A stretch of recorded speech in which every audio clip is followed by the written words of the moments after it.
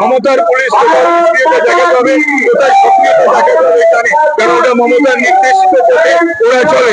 এবং এখানেও সেটা চেষ্টা করেছিল, কিন্তু সেটা আমাদের নেতারা পৌঁছে যাওয়াতে সেটা সুবিধা করতে পারে। তুলে নিয়ে আসা হয়েছে হরগোবিন্দ দাস, চন্দন দাসের পরিবারকে তুলে নিয়ে আসা হয়েছে। উনি বললেই তো হবে না, তার কারণ শুনুন, ওনার কথার এখন সাধারণভাবে বাংলার মানুষ আর গুরুত্ব দেয়।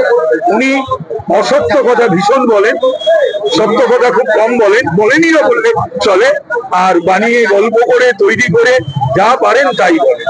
আক্ষেপ করছেন থাকলে 10 লক্ষ টাকা করে ওই পরিবারকে উনি দিতে পারছেন।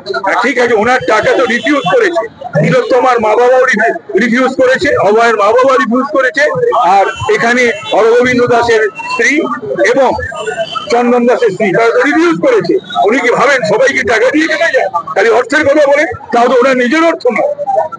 খালি ভাবেন কি টাকা দিয়ে সবকিছু কেনা যায়, সবকিছু করা যায়? মানুষের ইজ্জত, সম্ভ্রম, জীবন সবকিছু উনি টাকা দিয়ে কিনবেন? 3 সপ্তাহ